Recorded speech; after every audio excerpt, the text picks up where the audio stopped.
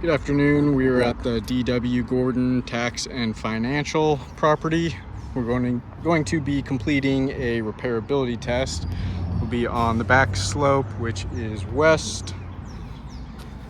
We have this damaged shingle we'll do the repair test on, and we'll see how it affects all of those surrounding shingles. I'll give you an overview of all of those surrounding shingles before we get started. Showing you the current condition. Once we're all complete with the repairability test, take another look and see those results.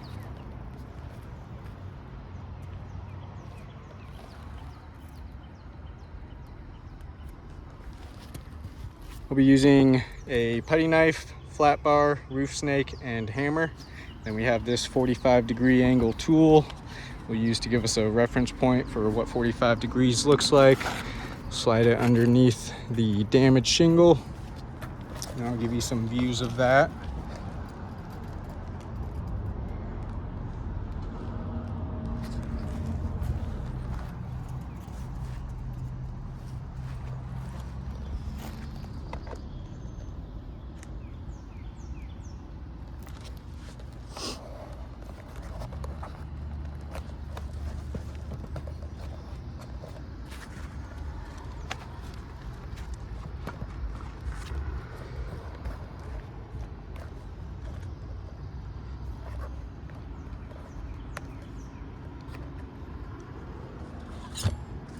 All right, we're going to get started. Start by unsealing all of those shingles. We use the putty knife to unseal the top shingle.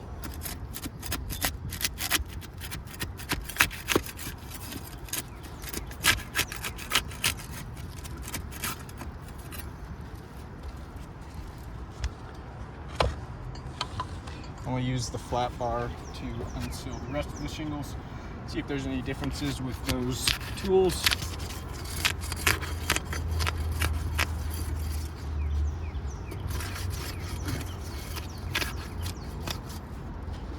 Now we'll start removing all of these nails.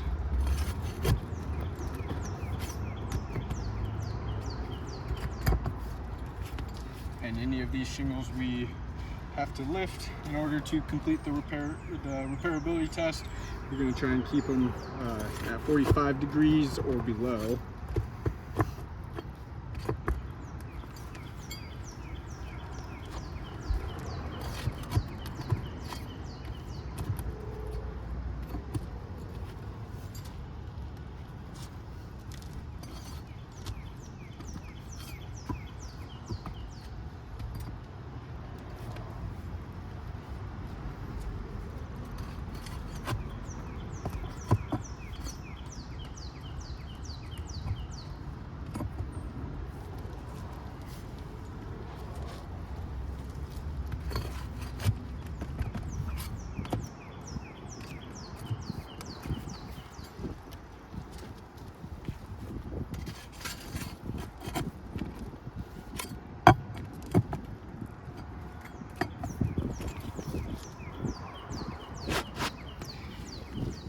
All right, we have got all of those nails out, so we're going to simulate an actual repair for just the repairability test. To do that, we'll slide the damaged shingle out, and we'll slide it back in, doing everything you would for an actual repair. So that should give us the most accurate results in determining whether or not this roof is repairable.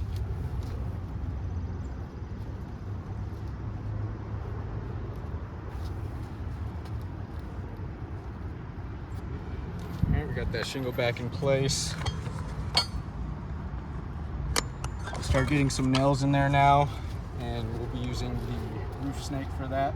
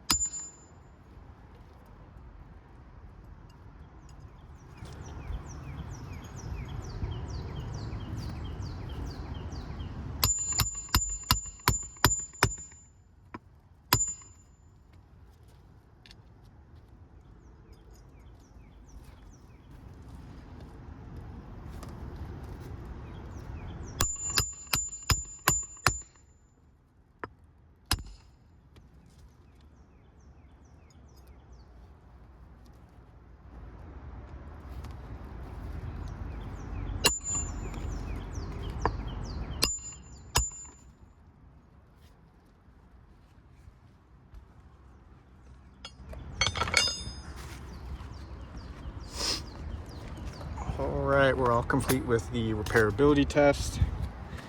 I'll give you another overview of all of those surrounding shingles.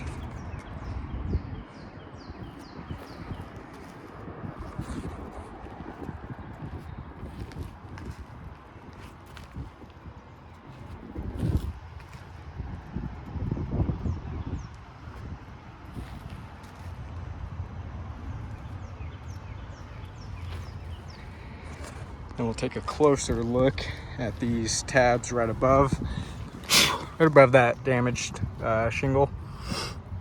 You can see some stress fractures along these tabs, just due to the lifting in order to complete that repairability test. You can see where the matting on those shingles broke towards the top there, causing those stress fractures. And those will be damaging the integrity of those shingles. We can feel where they're much weaker in those areas. That's going to not allow those shingles to do what they're designed to do as best as they should.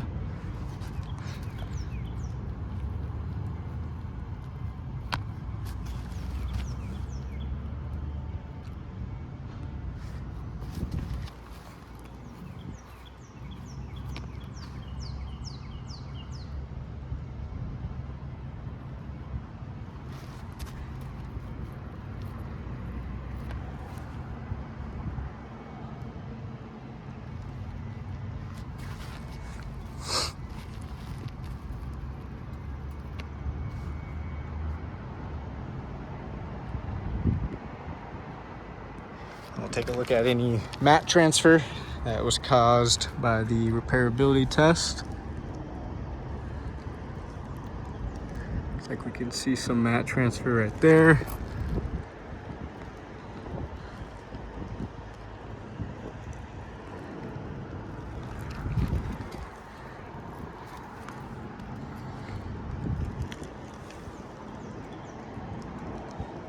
We have some more mat transfer along this one.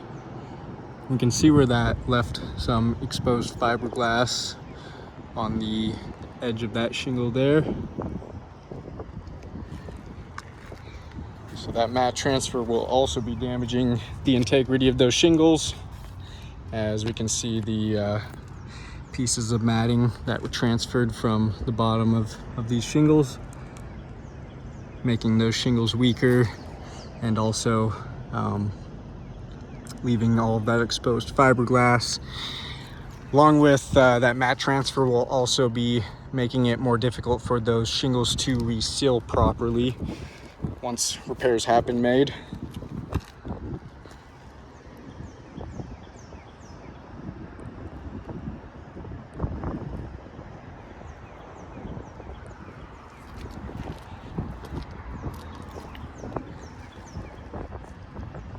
You can see all of that mat transfer along there. Exposed fiberglass from that as well. We can see why it's going to be difficult for those shingles to reseal properly, as all of that matting is stuck to the tar line now, so that shingle will not have as much area to seal down to. This one's real bad here. You can see that mat transfer where that piece of matting there was ripped from the top of that shingle, stuck onto the bottom of the tab.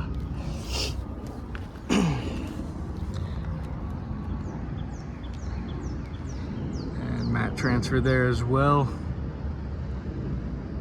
You can see mat transfer along both of those rows, in which we use the putty knife to unseal the top one and the flat bar to unseal the lower ones. We can see mat transfer along both of those rows of shingles. So either tool that's going to be used, it looks like it's going to be causing quite a bit of mat transfer, we can see. So I do not believe repairs are feasible to this roof, as we can see the resulting damages from this repairability test. We have 3 additionally damaged shingles. We got that one tab on shingle 6, and shingle 5 and 7 all damaged. just from if we were to repair this one wind damage shingle. So I don't believe repairs are feasible. As we can see, the wind damage is very widespread. Got it all over this roof. So if repairs are completed, you can see that missing tab right there. If repairs were completed, we can see the all of those surrounding shingles, what the condition that they'll be left in.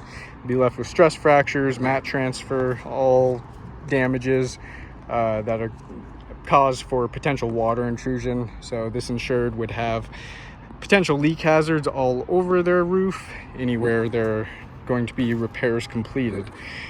So I do not believe the roof is repairable. I'll go ahead and chalk up all of those damages and get some better pictures of those.